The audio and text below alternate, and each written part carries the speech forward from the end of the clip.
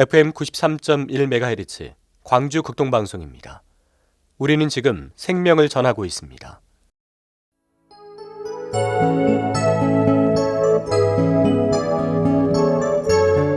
내 너를 위하여. 오늘은 북구 들재매길에 위치한 광주 신안교회 장년 3교구 담당 김향선 목사님의 말씀으로 함께합니다.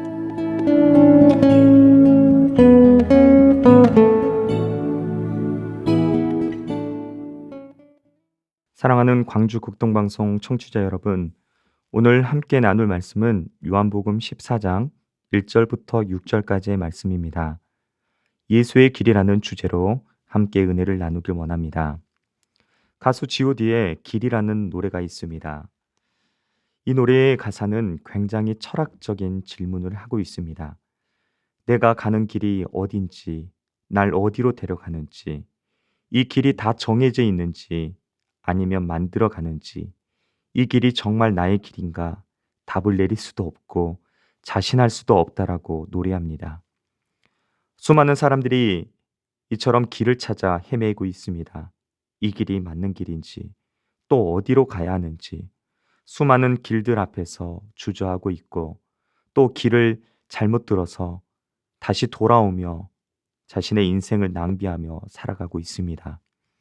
사랑하는 여러분, 우리의 인생의 길에서 우리는 왜 고민하고 방황합니까? 그것은 참된 길을 알지 못하기 때문입니다. 참된 길이신 예수님을 알지 못하기 때문입니다. 모든 사람 안에는 진리를 찾는 영혼의 갈증이 있습니다.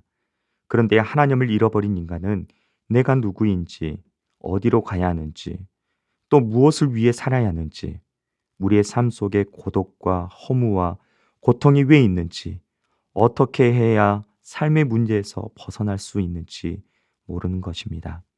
오늘 본문에서도 길에 대한 질문이 나옵니다.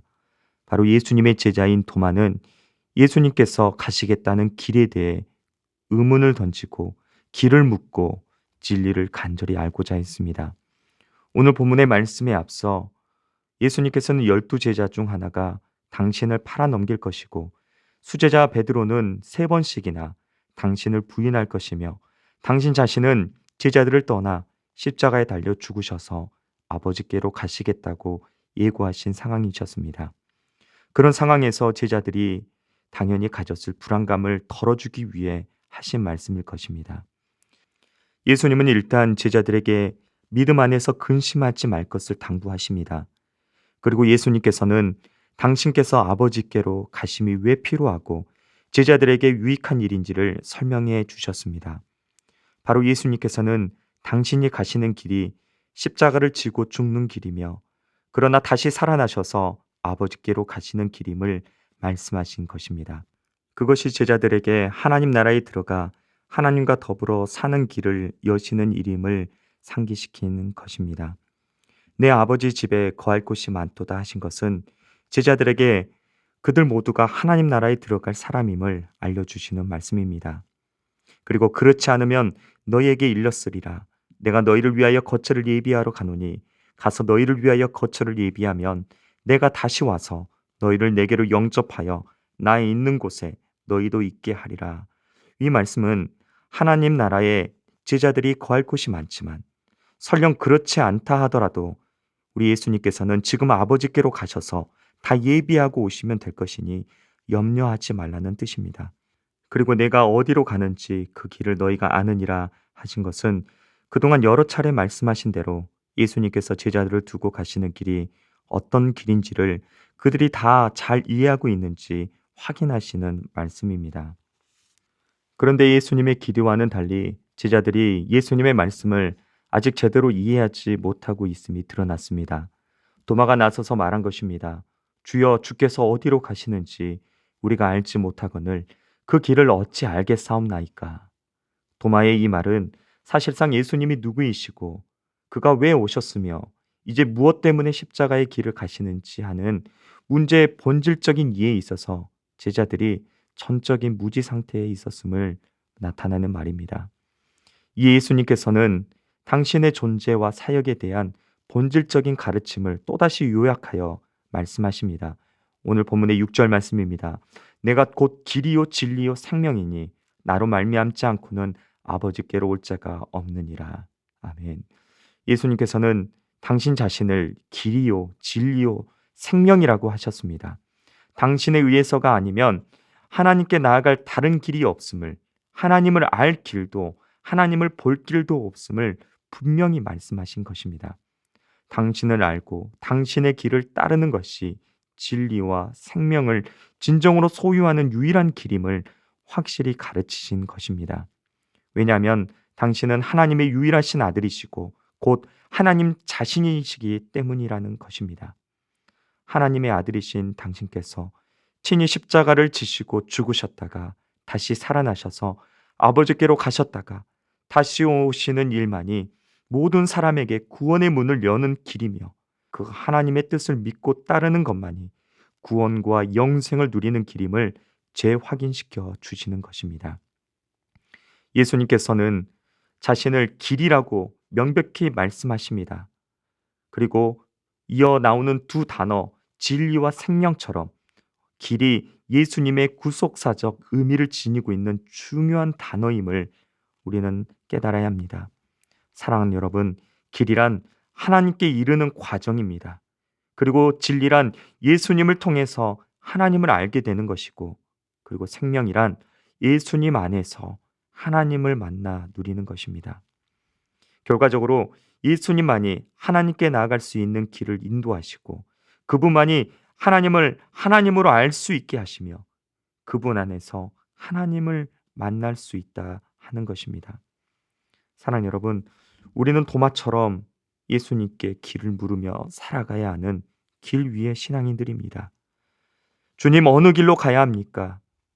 주님, 제가 가고 있는 이 길이 맞습니까? 우리는 계속해서 오늘도 물어야 합니다. 그리고 주님께서 한 걸음 한 걸음 내디셨던 그 예수의 길을 우리는 따라야 할 것입니다. 코로나 바이러스 이후 우리는 새로운 길을 가고 있습니다.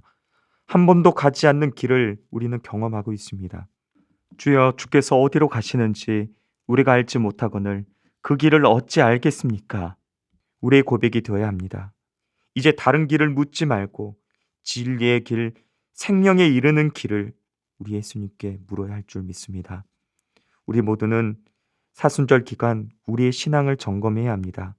바로 가고 있는지, 혹시 내 뜻과 내 방법과 내 만족과 유익을 위해 길을 가고 있지는 않는지, 우리는 우리의 신앙을 멈추어 서서 예수님께 길을 묻고 내 신앙의 방식을 중지할 때 우리는 예수님께서 가셨던 그 진리의 길을 걸을 수 있을 것입니다. 사랑하는 여러분, 예수 그리스도는 참된 길이 되십니다. 이 참된 길이란 또한 새로운 살 길을 뜻합니다. 히브리서 10장 20절에 이렇게 말씀합니다.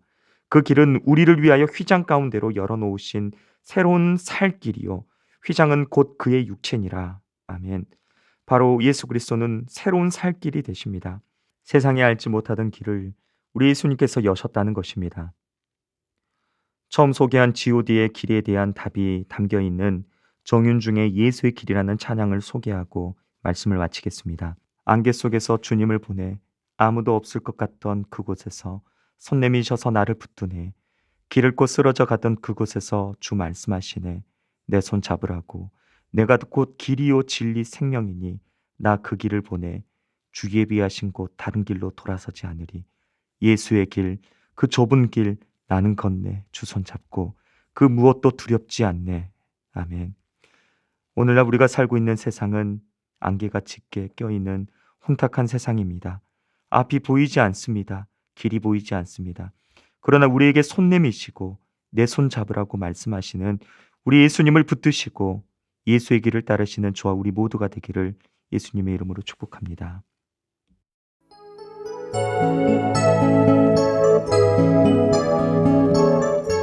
내너를 위하여 지금까지 북구 들재매길에 위치한 광주 신안교회 작년 3교구 담당 김향선 목사님의 말씀으로 함께 하셨습니다. 이 시간 말씀 들으시고 신앙생활에 도움받기 원하시는 분은 광주 전화 524국에 8785번, 062-524-8785번, 광주 신안교회로 문의하시기 바랍니다.